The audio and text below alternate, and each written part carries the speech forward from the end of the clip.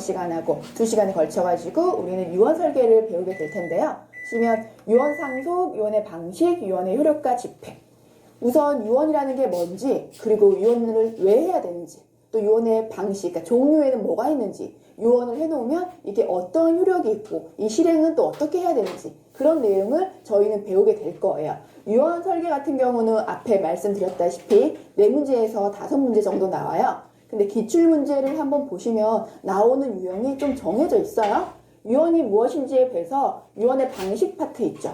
여기에 어떤 종류의 유언이 있는지를 알게 될 거고요. 그 뒤에 뭐 효력이랑 집행 같은 경우는 이어서 연관되는 부분이니까 그렇게 어렵진 않을 거고요.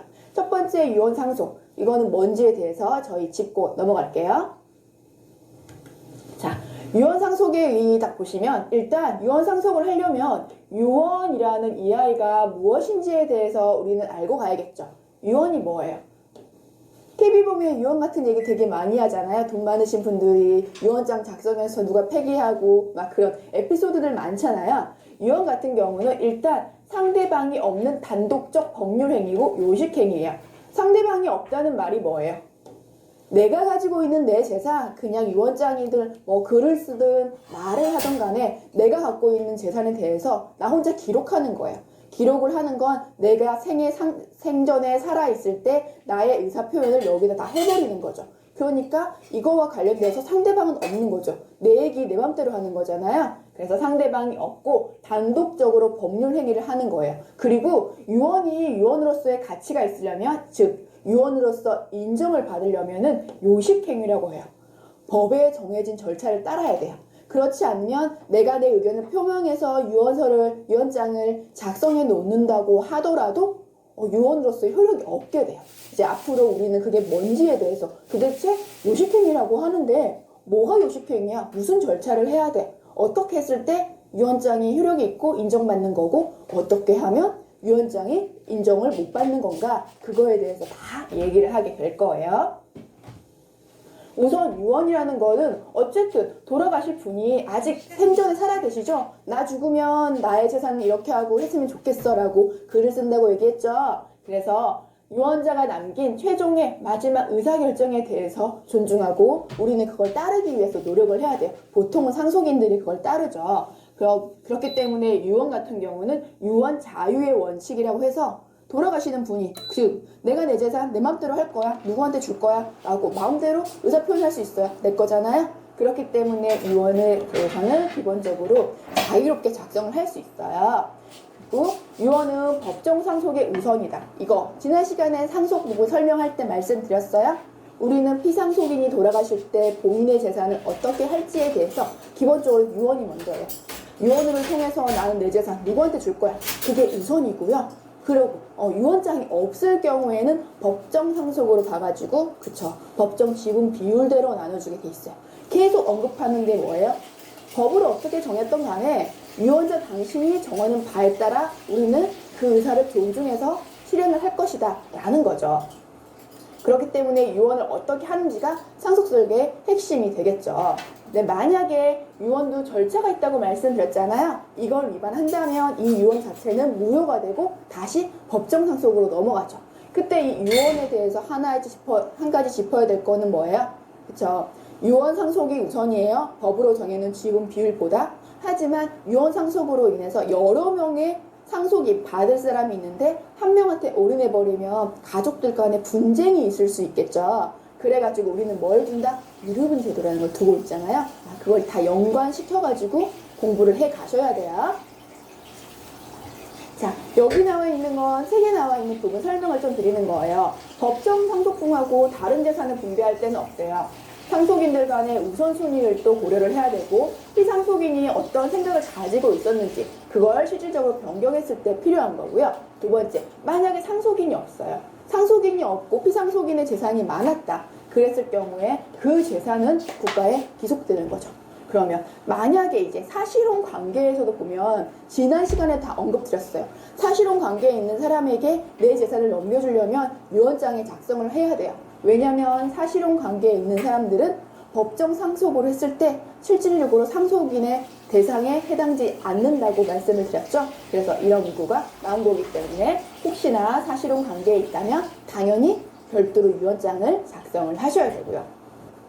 그리고 상속인이 아닌 사람한테 재산 증식이라든지 사업 경영이라든지 도움을 받아서 금전으로 보상을 하려고 한다. 그랬을 경우에 보면 상속인이 일단 아니면 피상속인의 재산 증식에 기여를 하더라도 어때요? 상속재산 당연히 분할받을 수 없어요. 상속인이 우선이에요?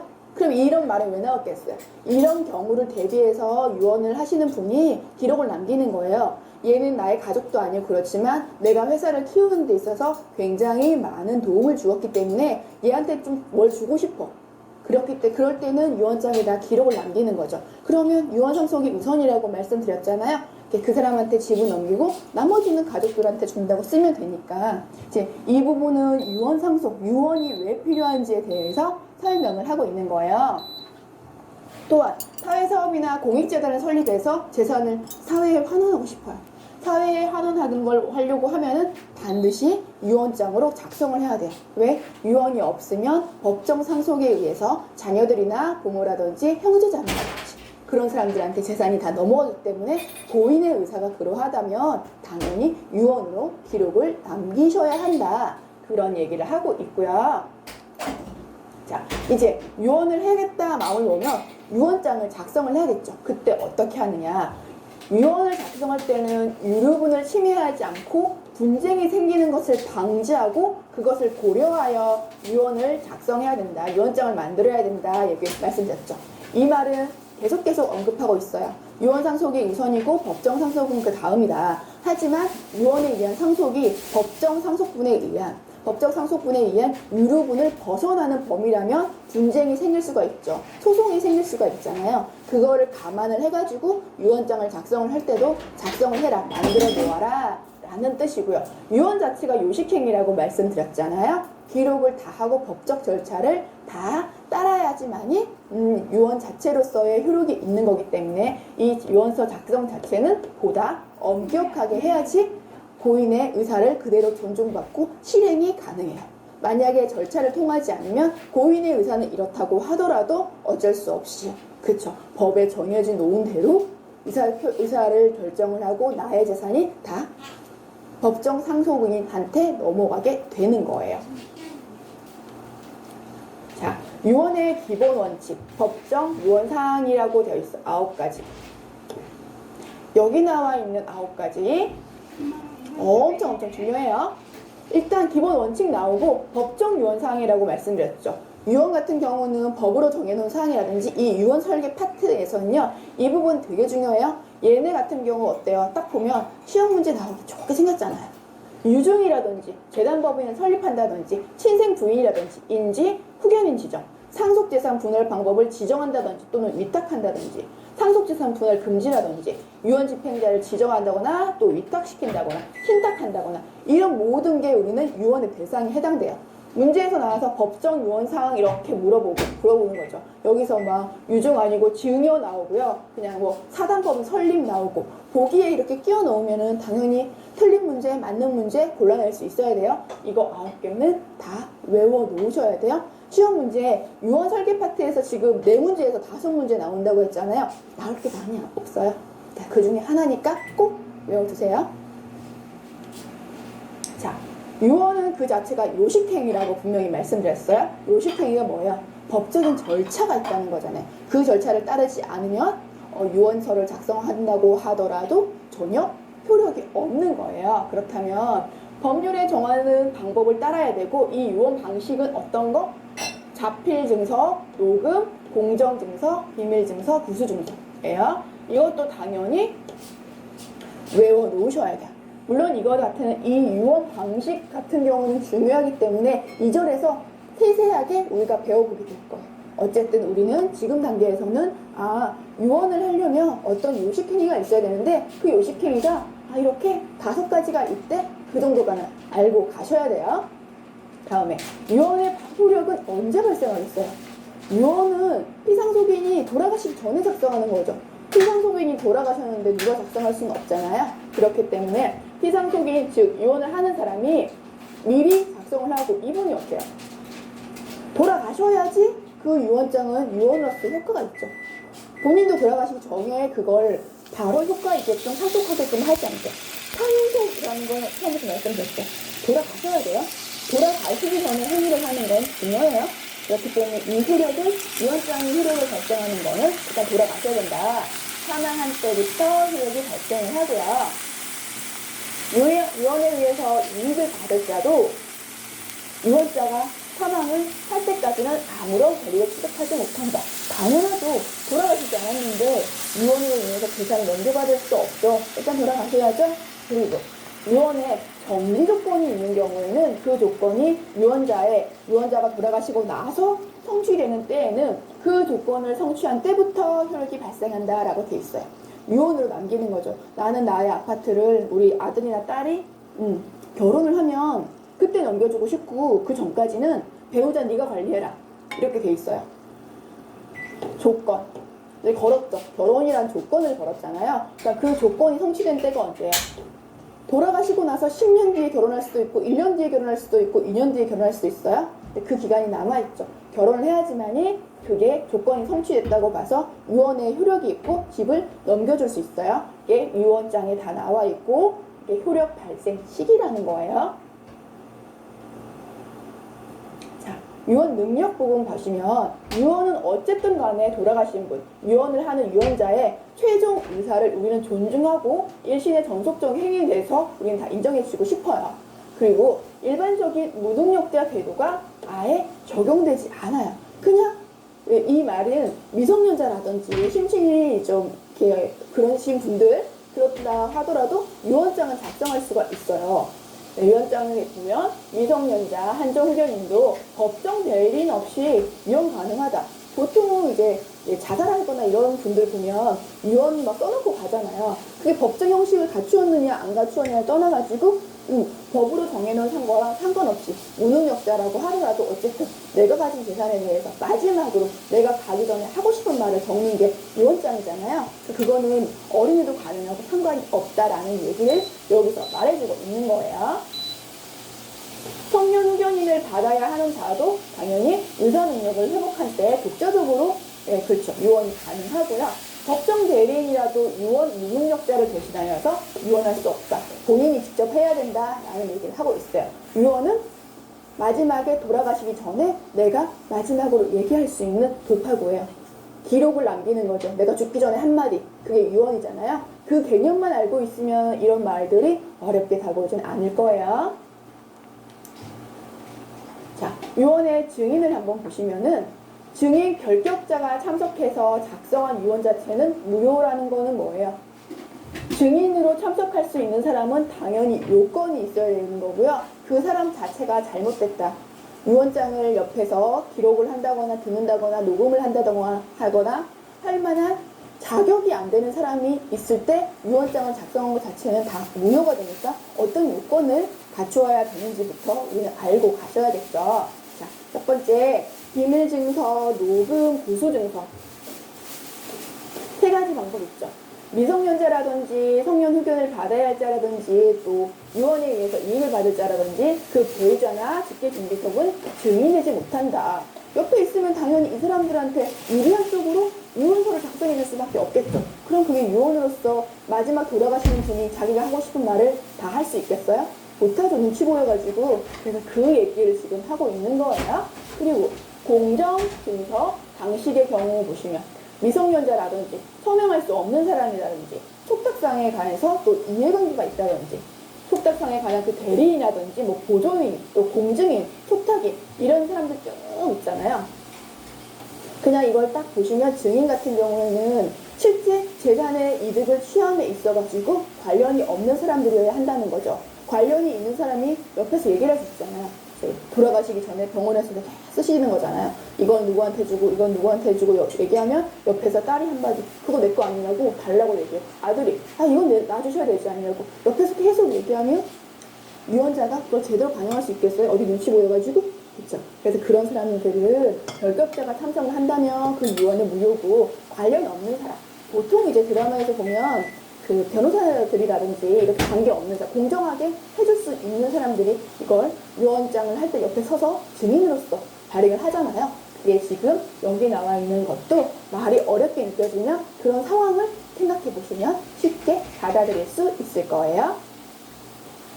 자, 이제 유언 썼고요. 이 유언에 의해서 우리는 고인의 재산을 상속을 받을 사람한테 넘겨줘야 돼요. 그때 유증이라는 게 있는데 이 유증이라는 거는 유언에 의해서 뭐를 재산을 무상으로 인정하는 거예요. 유증은 유언에 의해서 증여하는 거죠. 재산을 무상으로 이전한다는 거 이거 자체가 증여예요. 재산을 무상으로 증여해 주는 거기 무상으로 이전하는 게 증여인데 그 증여를 어떻게 유언으로 하기 때문에 유증이에요. 개념은 다 알고 가셔야 돼요. 일단 유증 자체가 법률 행위이기 때문에 당연히 유증을 이행을 하려면 어떤 절차가 또 따라야겠죠. 모든 게 쉽지 않아요. 법적 절차 다 따라와요.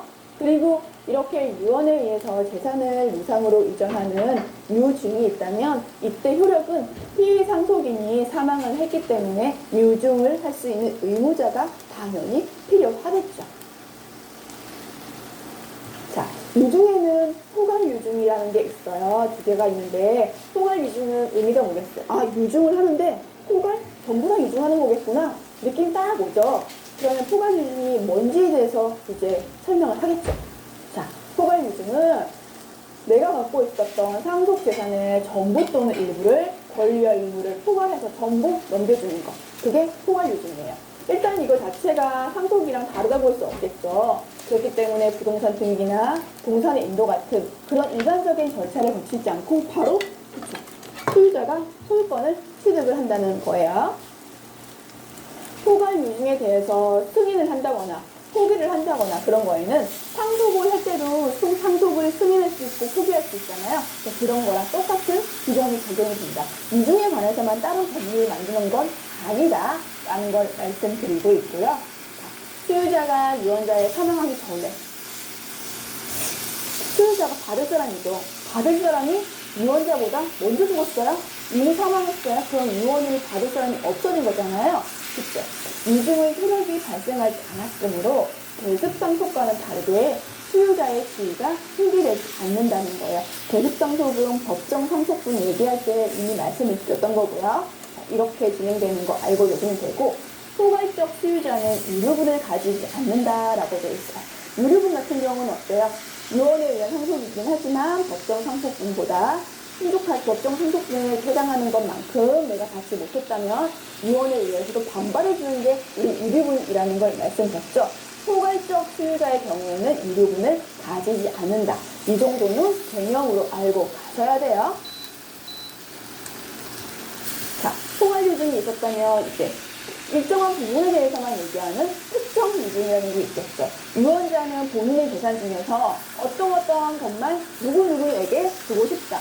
이걸 유언으로 기록을 하게 되는 거죠. 그게 특정 유증. 포괄 유증은 전부 다 넘긴다고 얘기했죠. 특정 유증은 일부만 누구한테 한정 지어가지고 어떤 재산만 한정 지어가지고 넘기는 거. 그게 특정 유증이고요. 부담부 유증 같은 경우는 어때요? 받는 사람, 소유자에게 유언자의 상속인 또는 제3자를 위해서 일정한 의무를 이행하는 부담이에요. 즉, 자식이 성년이 될 때까지 돌봐달라. 이런 거 있죠. 이게 다 부담부 유증이에요. 지금 유증에 대해서 3가지 설명드렸어요. 이건 그렇게 어렵지 않으니까 한번 쭉 읽어보면 될 것 같아요. 자, 그러면 유증을 받는 자, 소유자는 누가 있을까요? 유언자가 있으면 받는 사람이 있겠죠. 소유자는 일반적으로 자연인이라든지 법인이라든지 유언인의 상속인도 가능하죠. 당연하겠죠. 이 얘기가 나오는 거는 뭐다? 유언에 의한 상속하고 법으로 정해놓은 상속하고 우리는 2개가 있다고 말씀을 드렸었고요. 당연히 법정 상속은 일반적인 상속인 있죠. 얘네가 다 들어갈 거예요. 근데 일반적인 상속인 말고 돌아가시기 전에 나와 피를 나누지는 않았지만 내가 너무너무 고마워하는 사람이 있다. 그 사람들한테 나의 재산을 넘겨주고 싶어. 그랬을 경우에 우리는 유언에 의해서 넘겨주려고 한다고 말씀드렸죠. 그렇기 때문에 여기에는 상속인은 당연히 포함되겠죠. 포함될 뿐만 아니라 누구? 자연인은 모든 사람을 말하는 거잖아요.